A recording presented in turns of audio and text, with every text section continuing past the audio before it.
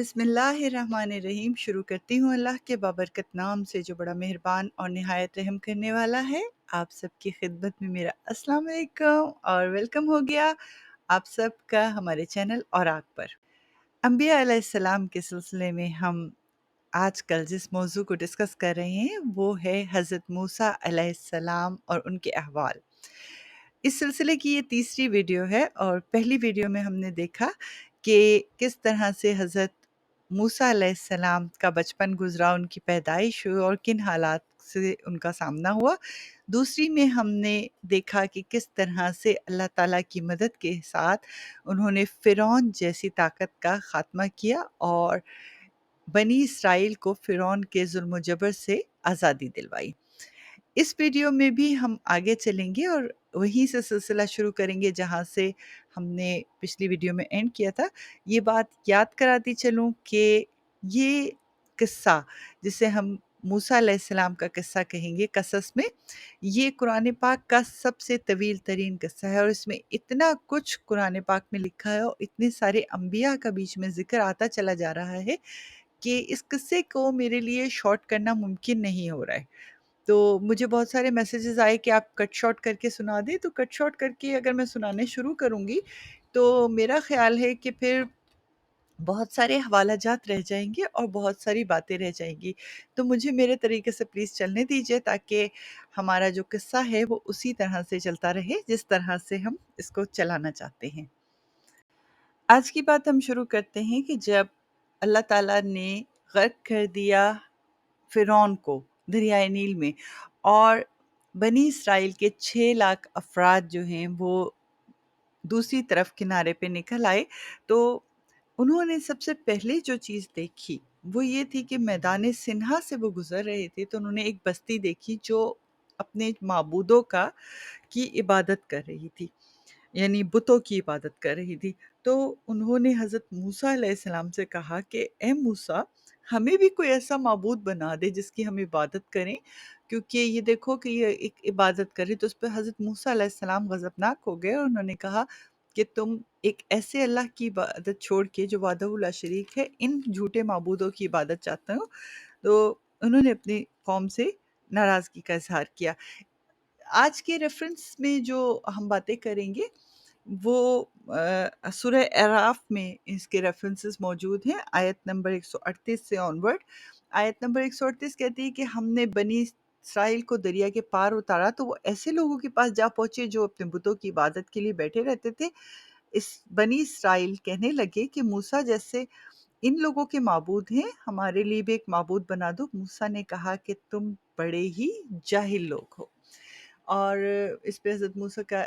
जो गुस्सा है वो उन्होंने बताया कि किस कदर वो गुस्से में आ गए। और अच्छा, हज़रत मूसा का जो मिज़ाज था उसके बारे में शायद मैंने बात नहीं की, वो थोड़ा-सा गरम मिज़ाज के आदमी थे। जबकि उनके भाई हज़रत हारून जो हैं, वो थोड़ा-सा नरम मिज़ाज के आदमी थे। ये बात अपने ज़हन में रखिएगा, आगे भी याद कराऊँगी। तो इसी सूरत की अगली आयत 139 आयत कहती है, ये लोग जिस शुग़ल में फँसे हुए हैं, वो बर्बाद होने वाला है और जो काम पर है, ये सब बेहुदा है। और इससे अगली आयत है जो 140 आयत है, और ये भी कहा कि भला मैं खुदा के सिवा तुम्हारे लिए कोई और माबूद तलाश करूं, हालांकि उसने तुमको तमाम अहले आलम पर फजीलत बख्शी है। और इससे अगली आयत है कि 141, और हमारे उन एहसानों को याद करो जब हमने तुमको फ़िरौनों के हाथ से निजात बख्शी। वो लोग तुमको बड़ा दुख देते थे, तुम्हारे बेटों को कत्ल कर देते थे और बेटियों को जिंदा रहने देते थे, और इसमें तुम्हारे परवरदिगार की तरफ से सख्त आजमाइश है। तो चलिए इन आयात का मफ़हूम भी जान लेते हैं। हुआ ये कि जब फ़िरौन की जमात गर्क हो गई और ये खुली निशानियाँ मिल गईं अहले ईमान को, या ये कहें हम कि बनी इसराइल को, तो भी उनका ईमान कुछ मुतज़लज़ल नज़र आया। और वो ईमान इस तरह मुतज़लज़ल नज़र आया कि मैदान सिन्हा से गुज़रते हुए एक आबादी थी जहाँ बुतों की पूजा की जाती थी। तो जब वो उस बुत की पूजा को देखा तो वो उस पे इम्प्रेस हो गए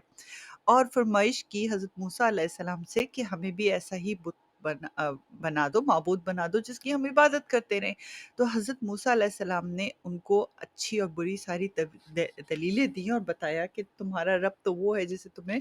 फ़िरौनों से भी निजात दिलाई है, लेकिन तुम जो हो वो ऐसे माबूद को पूजना चाहते हो जो कि हक़ पे ना हो या जो कि खुद माबूद बनने के लायक ना हो। बहरहाल, अब जब हज़रत मूसा अलैहिस्सलाम अपनी कौम के साथ फ़िरौन से फ़ारिग होके, या ये कहें कि फ़िरौन के अज़ाब से निजात लेके आगे बढ़े, तो अल्लाह ताला की तरफ से हुक्म हुआ कि कोहे तूर पे पहुँचे। कोहे तूर वो जगह है जहाँ हज़रत मूसा अलैहिस्सलाम की पहली बार अल्लाह ताला से मुलाकात हुई थी, जब वो वापस मिस्र की तरफ आ रहे थे। और ये कहा कि वादा किया गया कि कोहितूर पे तुम्हें कुछ तख्तियाँ मिलेगी या तौरेत का नज़ूल होगा। तो हज़रत मूसा अलैहिस्सलाम ने अपनी कौम को कोहितूर की तरफ रवाना किया, मगर वो ख़ुद जो है वो जल्द से जल्द कोहितूर पे पहुँच जाना चाहते थे कि वो जल्द से जल्द जो है वो कुरानी तख्तियाँ हासिल कर सकें, या कुरानी तख्तियाँ या तौरेत की तख्तियाँ हासिल कर सकें, अल्लाह का कलाम जल्द से जल्द दे सकें। तो क्योंकि आपको भी पता है 6 लाख का लश्कर था, और एक लश्कर का चलना और एक सिंगल आदमी को चलना, वो बहुत फ़र्क पड़ता है। तो आपने जाने से पहले अपने भाई हारून को जो है वो निगहबान किया तमाम के तमाम कौम का, और कहा कि तुम्हारी निगरानी में ये चल के आते हैं और मैं जितनी जल्दी होता है वो कोहिनूर पे पहुँच जाता हूँ। जब कोहितूर पे मूसा पहुँचे तो अल्लाह ताला से दूसरी दफ़ा उन्होंने कलाम किया। अच्छा, यहाँ जो मुद्दत बताई जाती है कुरान पाक में लिखी है, मैं आयत आपको पढ़ के सुनाती हूँ उसकी। वो ये है कि 30 दिन के लिए अल्लाह ताला ने कहा था कि कोहितूर पे आएँ, लेकिन बाद अज़ा वो 30 दिन जो हैं वो 10 दिन और ऐड होके 40 दिन में बदल गए। तो हुआ ये था कि अल्लाह ताला ने उन 30 दिनों में हज़रत मूसा अलैहिस्सलाम को जो है वो पूरी डिटेल देनी थी, और पूरी तफ़सील से उनको सारे अहकामात बताने थे, उनको ट्रेन करना था। मगर बाद अज़ा 10 दिन और इज़ाफ़ी हो गए। तो हज़रत मूसा अलैहिस्सलाम अपनी कौम को जो बता के आए थे वो 30 दिन का बता के आए थे। जब वो कोहितूर पे पहुँचे तो अल्लाह ताला ने उनसे ख़िताब किया, और बिल्कुल ये समझिए कि अल्लाह और बंदे के दरमियान ये बिला किसी अ,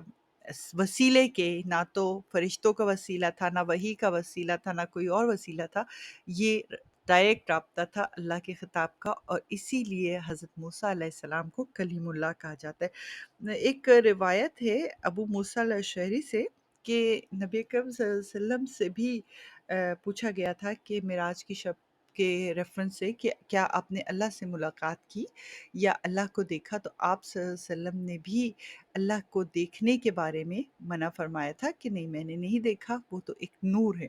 लेकिन एक वक़्त हज़रत मूसा अलैहिस्सलाम का ऐसा आया था कि हज़रत मूसा अलैहिस्सलाम ने अल्लाह से ख़्वाहिश ज़ाहिर की। देखिए, ये तो एक फ़ितरी अमल है, आप किसी की आवाज़ सुनते रहते हैं तो आपका दिल चाहता है कि मैं उससे मुलाकात करूँ। तो अल्लाह ताला से देखने की ख़्वाहिश ज़ाहिर की, जिस पे अल्लाह ताला ने बड़ा वाज़ेह उन्हें कहा था कि तुम मुझे नहीं देख सकोगे। इसका ज़िक्र सूरह अनाम की आयत नंबर 103 में भी आता है, अगर आप चाहें तो देख सकते हैं, कि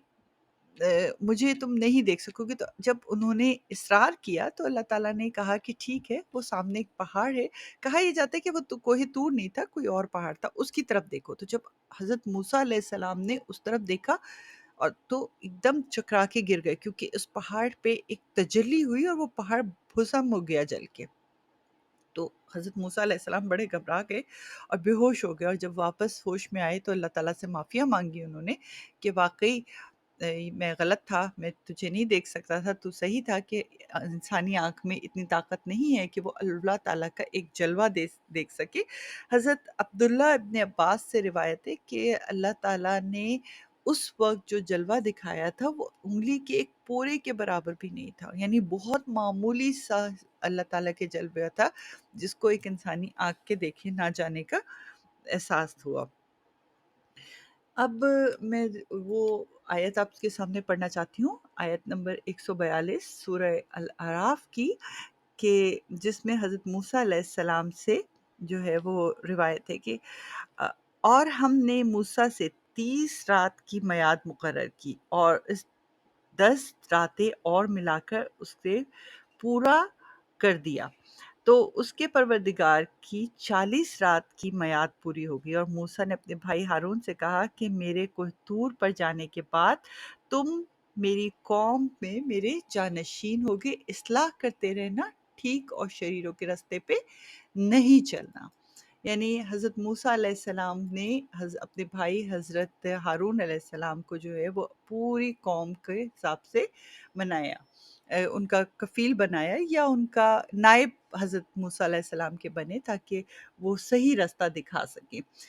اور اس سے اگلی آیت جو ہے اس میں اللہ تعالیٰ نے حضرت موسیٰ علیہ السلام کا ذکر کرتے ہوئے کہا ہے، اور جب موسیٰ ہمارے مقرر کیے ہوئے وقت پہ کوہ طور پہ پہنچے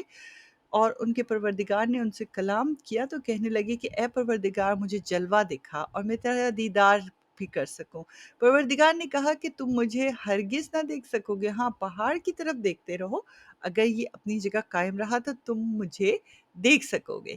جب ان کا پروردگار پہاڑ پر نمودار ہوا تو تجلی انوار ربانی سے اس کو ریزہ ریزہ کر دیا، اور موسیٰ بے ہوش ہو کر گر پڑے۔ جب ہوش میں آئے تو کہنے لگے تیری ذات پاک ہے، اور میں تیرے حضور توبہ کرتا ہوں، جو ایمان لانے والے ہیں ان میں سب سے اول ہوں میں۔ یعنی پہلے انہوں نے ضد کی یا کہہ لیں ہم کہ اصرار کیا کہ اللہ تعالیٰ کو دیکھیں، لیکن جب اللہ تعالیٰ کا جلوہ دیکھا تو انہیں احساس ہوا کہ وہ اس بات کو نہیں برداشت کر سکتے۔ تو اس سے آگے کی آیت اللہ تعالیٰ فرماتے ہیں، خدا نے فرمایا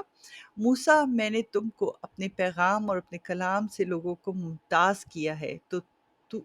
جو میں نے تم کو عطا کیا ہے اسے پکڑ رکھو اور میرا شکر بجا لاؤ۔ اب 40 دن تک اللہ تعالیٰ نے حضرت موسیٰ علیہ السلام کو تمام تر ٹریننگ دی ایک طرح سے، اور اتنی ٹریننگ دی کہ کس طرح سے قوم کو لے کے چلنا ہے، کس طرح سے کیا کیا عوامل ہونے چاہیے، مطلب ایک طرح سے اپنے نبی کے ساتھ اللہ تعالیٰ نے کلام کیا اور ان کو مکمل طور پہ ٹرین کیا۔ اس سے اگلی آیت ہے 145 کی، اور ہم نے تورات کی تختیوں میں ان کے لیے ہر قسم کی نصیحت اور ہر چیز کی تفصیل لکھ دی، اسے زور سے پکڑے رہو اور اپنی قوم سے بھی کہہ دو کہ ان باتوں کو جو اس میں مندرج ہے بہت بہتر ہے کہ پکڑے رہیں، میں عنقریب ان تم کو نافرمان لوگوں کا گھر دکھاؤں گا۔ یہاں یہ بات میں بتا دوں، پکڑے رہو سے مطلب یہ نہیں تھا کہ آپ نے اس کو ہولڈ کرنا ہے، پکڑے رہو سے مطلب یہ تھا کہ جو کچھ اس میں لکھا ہے اس پہ عمل کرو۔ یہاں پہ اللہ تعالیٰ کا پکڑے رہو سے یہ ہرگز نہیں ہے کہ آپ اس کو ہولڈ کر کے رکھیں، بلکہ پکڑے رہو سے مطلب یہ ہے کہ اس پہ عمل کیا جائے۔ تو جو لوگ زمین میں ناحق غرور کرتے ہیں ان کو اپنی آیتوں سے پھیر دوں گا، اگر یہ سب نشانیاں بھی دیکھ لیں تب بھی ان پر ایمان نہ لائیں گے، اور اگر راستہ دیکھیں گے تو اسے اپنا راستہ نہ بنائیں گے، اور اگر گمراہی کی راہ دیکھیں گے تو اسے راستہ بنا لیں گے، یہ اس لیے کہ انہوں نے ہماری آیات کو جھٹلایا اور ان سے غفلت کی۔ الغرض کہ اللہ کے نبی حضرت موسیٰ علیہ السلام کو طور پہ 40 دن تک مکمل طور پہ تعلیمات حاصل کرتے رہے اللہ کی طرف سے، اور توریت کے بارے میں پڑھتے رہے۔ اس کے بعد وہ توریت کی تختیاں اٹھا کے اپنی قوم کے پاس واپس آئے۔ توریت کی تختیوں کے بارے میں کچھ واضح نہیں ملا کہ توریت کی تختیاں تھی کیسی۔ کچھ نے کہا کہ یہ شاید کچھ جواہرات کی تھیں، اور کہیں لکھا ہے علماء نے کہ یہ تختیاں لکڑی کی یا پتھر کی تھیں۔ بہرحال اس کا کوئی واضح ثبوت نہیں ملا، مگر مختصر یہ کہ توریت کی تختیاں اٹھا کے وہ اپنی قوم کے پاس واپس آئے۔ اس سے پہلے ایک عجیب و غریب واقعہ ہوا۔ اچھا، یہاں میں یہ چاہوں گی کہ ان واقعات کا حوالہ آپ کو دے دوں، میں ان آیات کو پڑھ کے نہیں سناؤں گی کیونکہ آیات بہت ساری ہیں،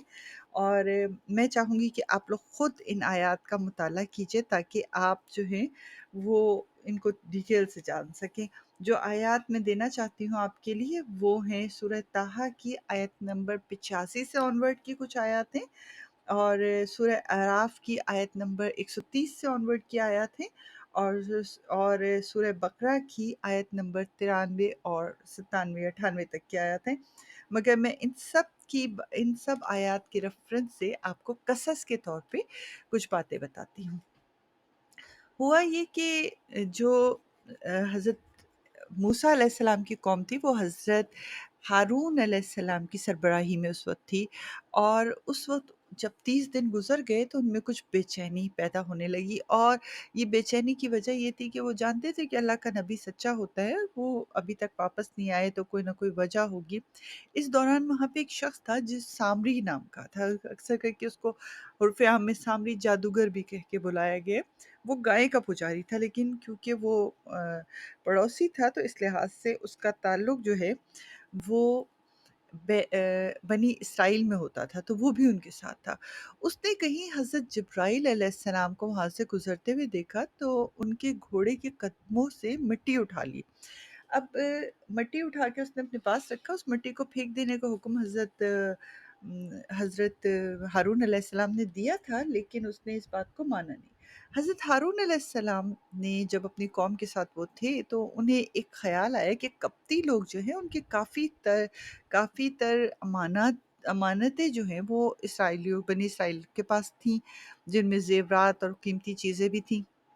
जवाहरात थे, तो आपने अपनी कौम से कहा कि अब इनकी अमानतें वापस करना तो मुमकिन नहीं है, लेकिन मैं नहीं चाहता कि उनकी अमानतें हमारे पास रहें। तो ऐसा करो कि एक घड़ा खोदो और उस घड़े के अंदर ये सारी अमानतें डाल के, सारी कीमती अशिया डाल के उनको आग लगा दें। तो उस सामरी ने ये किया कि जो मिट्टी उसने हज़रत जिब्राईल अलैहिस्सलाम के घोड़े के पैरों के से उठाई थी, वो उसने उस मिट्टी में डाल के एक अजीब से हौलनाक किस्म का एक दुम्बा सा बना दिया। अब वो दुम्बा अंदर से हॉलो था, तो होता क्या था कि उस दुम्बे के अंदर से जब हवा एक तरफ से गुज़रती थी, तो मुँह की साइड से कुछ ऐसे आवाज़ आती थी, जैसे गाय की आवाज़ आती हो। था तो वो दुम्बे की शक्ल का, मगर आवाज़ उसके अंदर से गाय की सी आती थी। तो लोग उससे जो है वो मरूब हो गए, और सामरी ने उसको खुदा का दर्जा दे दिया। और हज़रत हारून अलैहिस्सलाम ने जब उसे मना किया था कि ये मिट्टी फेंक दो, तो उसने ये उनसे दुआ कराई थी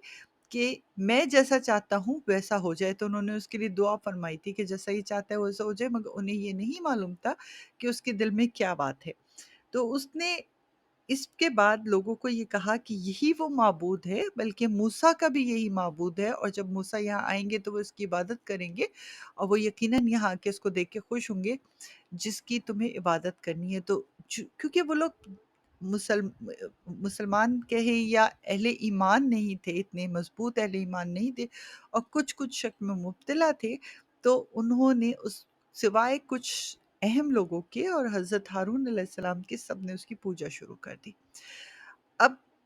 जैसे ही हज़रत मूसा अलैहिस्सलाम 40 दिन गुज़रने के बाद वहाँ आए, तो ग़ज़बनाक हो गए, और जैसा मैंने आपको बताया कि आपका मिज़ाज जो है वो थोड़ा-सा गर्म था, तो उन्होंने ग़ज़ब में आके अपने भाई की दाढ़ी के बाल और सर के बाल पकड़ के और उन्हें कहा कि तुमने इन लोगों को क्यों नहीं रोका ऐसा करने से? और ये कौन-सी बात थी जिसने इनको ये माबूद बना के और नाहक इबादत करना शुरू कर दी? और ग़ैज़ो-ग़ज़ब में उन्होंने सामरी से भी इसकी वजह दरियाफ़्त की, तो सामरी ने भी उन्हें वही वजह बताई जो मैंने आपको पहले बयान की। तो इस पे आपने सामरी को कहा कि जा, तुझे अल्लाह ताला की तरफ से एक सज़ा दी जाएगी, और वो सज़ा ये उन्होंने कही कि जा, तू जो है वो ये कहता रहेगा कि मेरे पास आओ, या मेरे पास मुझे ना छोड़ना, मुझे ना छूना, और तुझे सारी ज़िंदगी की ये सज़ा है। कहा ये जाता है कि ये जो मुझे ना छूना, मुझे ना छूना के ज़िक्र है, ये सूरह ताहा की आयत नंबर 97 में आपको मिल जाएगा तफ़सील से। तो कहा ये जाता है कि जो सामरी था, उसको कोई ऐसी बीमारी हो गई थी जिसकी वज़ह से वो ये आखिर दम तक कहता रहा, और उसके बाद उन्होंने उस कौम को ये कहा कि देखो मैं तुम्हारे माबूदों का क्या हाल करता हूँ, और उन्होंने उस बछड़े को जला के उसकी राख को दरिया में बहा दिया। अब होना तो ये चाहिए था कि इन सारी बातों के बाद जो अहले बनी इसराइल थे, उनको सीधे रास्ते पे आ जाना चाहिए था, लेकिन वो सीधे रास्ते पे नहीं आए। यहाँ सूरह फ़ातिहा का ज़िक्र करना मैं चाहूँगी। सूरह फ़ातिहा की आखिरी 2 आयत अगर आप गौर से देखें, तो बड़ी अहमियत रखती हैं। सूरह फ़ातिहा की आयत, कभी अल्लाह ने मौका दिया तो आपको ज़िक्र करेंगे इस सूरह फ़ातिहा का, जिसमें सूरह फ़ातिहा की 7 आयत में पूरी दुनिया आबाद हो जाती है। इसकी आखिरी आयत को 2 आयत का मैं मुख्तसर सा ज़िक्र करूँगी, जो है गैरिल मग़ज़ूब अलैहिम वलद्दालिन, اور صراط الذین انعمت علیہم غیر المغضوب علی الضالین، اس کا ذکر کروں گی میں آپ سے کہ ان کا ترجمہ ہے ان لوگوں کا راستہ جن پر تو نے احسان کیا، نہ تو ان کا راستہ جن پر غضب ہوا اور نہ بہکے ہوئے۔ تو یہاں دو لفظ خاص طور پہ ذکر کیے ہیں، مغضوب علیہم، مغضوب علیہم ان کا راستہ جن پر غضب ہوا، اور الضالین اور نہ وہ جو حق کو نہ پہچان سکے یا بہکے ہوئے ہیں۔ ایک وہ لوگ ہیں جو حق کو جانتے ہوئے نہیں جان سکے، اور ایک وہ لوگ ہیں جن کو حق کے بارے میں پتہ ہی نہیں تھا۔ یہاں ان دونوں کا احاطہ کیا گیا ہے۔ تو بنی اسرائیل کا ذکر جو ہے وہ ان لوگوں کے اندر آتا ہے جو حق کو جانتے تھے مگر انہوں نے اس کے اوپر نہیں چلے۔ بدقسمت ہیں کہ جو حق کو جانتے ہیں اور صحیح بات پہ نہیں چلے۔ بہرحال اللہ تعالیٰ کی طرف سے ایک بڑا ہی عجیب، جب ہوا یہ کہ بنی اسرائیل نے دیکھا کہ ان کا جو معبود تھا دمبا، اس کو جلا دیا گیا، اور جلانے کے بعد اس کی راکھ کو سمندر میں بہا دیا گیا، وہ اپنی حفاظت نہیں کر سکا، تو ظاہر ہے کہ ان کے اوپر یہ بات واضح ہو گئی کہ یہ بات غلط ہے، اور جب وہ غلط بات ان کے اوپر ثابت ہو گئی تو انہوں نے معافی کے خواستگار ہوئے۔ تو اس وقت اللہ تعالیٰ کی طرف سے ایک بڑا ہی عجیب حکم آیا، اور وہ حکم سورہ بقرہ کی آیت نمبر 54 میں ہے۔ میں چاہوں گی کہ یہ آیت آپ کو پڑھ کے سناؤں تاکہ آپ اس بات کو سن سکیں کہ کیا ہے۔ اور جب موسیٰ نے اپنی قوم سے کہا کہ بھائیوں، تم نے بچڑے کو معبود ٹھہرانے میں بڑا ظلم کیا ہے، تو اپنے پیدا کرنے والے کے آگے توبہ کرو اور اپنے تئیں ہلاک کر ڈولو۔ تمہارے خالق کے نزدیک تمہارے حق میں یہی بہتر ہے۔ پھر اس نے تمہارا قصور معاف کر دیا، اور وہ بے شک قصور کو معاف کرنے والا ہے۔ یعنی جب بنی اسرائیل کو یہ احساس ہو گیا کہ انہوں نے غلطی کیا اور انہوں نے معافی مانگنے کا اللہ تعالیٰ کے حضور حضرت موسیٰ علیہ السلام سے رجوع کیا، تو حضرت موسیٰ علیہ السلام نے اللہ کے حکم سے ان کو یہ پیغام دیا کہ اب تمہارے پر یہ فرض ہے کہ تم ان لوگوں کو قتل کر دو جو اس گمراہی میں ہیں۔ اور ایسا ہی ہوا کہ انہوں نے ان لوگوں کو جو گائے کے پجاری تھے ان کو قتل کر دیا۔ روایت یہ ہے کہ قتل ہونے والوں میں تقریباً 70 افراد شامل تھے جن کو قتل کیا گیا۔ اس کے بعد جب حضرت موسیٰ علیہ السلام کا غصہ کچھ تھوڑا کم ہوا تو انہوں نے وہ تختیاں اٹھائیں، اور تختیاں اٹھانے کے بعد انہوں نے اپنی قوم کو جمع کیا اور ان کو ان احکامات کے بارے میں بتایا جو اللہ تعالیٰ نے ان تختیوں پہ لکھے ہیں۔ تو بجائے اس کے کہ وہ قوم اتنی دفعہ کی نصیحت حاصل کرنے کے بعد کچھ تھوڑا سا مناسب رویہ اختیار کرتی، اس قوم نے دوبارہ جو ہے وہ حضرت موسیٰ علیہ السلام کی بات کو ماننے سے انکار کر دیا، اور کہا کہ وہ یہ تو ریفرنس کے طور پہ تو ان تختیوں کو لے سکتے ہیں مگر ان تختیوں میں لکھی ہوئی ہر بات کو وہ اپلائی نہیں کر سکتے۔ میں جتنی بھی باتیں کر رہی ہوں یہ سورہ بقرہ کی آیت نمبر 93 سے آنورڈ آپ کو مل جائیں گی، یا پھر آپ سورہ بقرہ کی ایک اور آیت ہے، آیت 155، اس سے آگے بھی اگر آپ کہیں گے تو جیسے میں نے پہلے بار بار بتایا ہے کہ حضرت موسیٰ علیہ السلام کا قصہ جو ہے وہ قرآن پاک کی بہت ساری آیات میں بکھرا ہوا ہے، تو وہاں پہ آپ کو ان کے ریفرنسز مل جائیں گے۔ قصے کے طور پہ پھر دوبارہ سنانا چاہتی ہوں۔ تو اس کے بعد یہ ہوا کہ حضرت موسیٰ علیہ السلام کی بات نہیں مانی، باوجود اس کے کہ حضرت موسیٰ علیہ السلام نے ان کو کئی بار متنبہ کیا اور بتایا کہ اس طرح کی حرکتیں نہ کریں اور اللہ تعالیٰ کے احکامات کو مانیں، مگر انہوں نے یہ بات نہیں مانی۔ تو ایک اور معجزہ جو اللہ تعالیٰ نے حضرت موسیٰ علیہ السلام کا تھا وہ نازل کیا۔ کہا یہ جاتا ہے کہ جب حضرت موسیٰ علیہ السلام سے یہ لوگ منحرف ہو رہے تھے تو حضرت موسیٰ علیہ السلام نے اللہ سے رجوع کیا، اور اللہ تعالیٰ نے حضرت جبرائیل علیہ السلام کو یہ حکم دیا کہ طور کے پہاڑ کو ان کے سروں کے اوپر مسلط کر دے۔ تو جب دیکھا انہوں نے کہ طور کا پہاڑ جو ہے وہ فضا میں معلق ہو گیا ہے اور ان کے سروں پہ گرنے ہی والا ہے، تو وہ سب کے سب سجدے میں گر پڑے، اور سجدے میں گر کے انہوں نے معافی مانگی، جس پہ اللہ کے نبی نے بھی اللہ سے اپنی عنایات کے لیے معافی مانگی، تو اللہ تعالیٰ نے ان سب پہ کرم فرمایا۔ اب بنی اسرائیل کے ان تمام کاموں کے بعد حضرت موسیٰ علیہ السلام نے ارادہ کیا کہ وہ اللہ تعالیٰ کے حضور کوہ طور پہ جائیں گے اور وہاں معافی مانگیں گے۔ اس کام کے لیے انہوں نے یہ کیا کہ بنی اسرائیل کے 70 بہترین آدمی جو اس وقت ہر لحاظ سے بہترین سمجھے جاتے تھے، ان کو اپنے ساتھ لیا اور کوہ طور پہ جا پہنچے۔ وہاں جا کے اللہ تعالیٰ سے کے حضور معافی کی اور اللہ تعالیٰ سے ہم کلام ہوئے۔ جب وہ اللہ تعالیٰ سے ہم کلام ہو رہے تھے تو یہ 70 لوگ سن رہے تھے، لیکن جب وہ وہاں سے واپسی کے لیے آئے تو انہوں نے یہ ضد کی حضرت موسیٰ علیہ السلام سے کہ اے موسیٰ، ہم تیرے رب کو جب ہی مانیں گے، تجھ پہ جب ہی ایمان لائیں گے جب ہم خود بھی اللہ تعالیٰ سے ہم کلام ہوں گے۔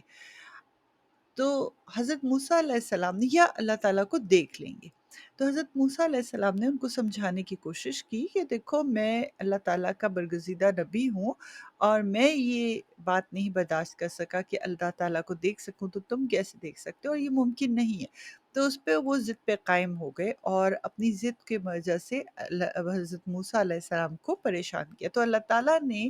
اس پہ ایک بجلی کو حکم دیا اور اس بجلی نے آنن فانن اپنی غضب سے ان 70 کے 70 افراد کو ہلاک کر دیا۔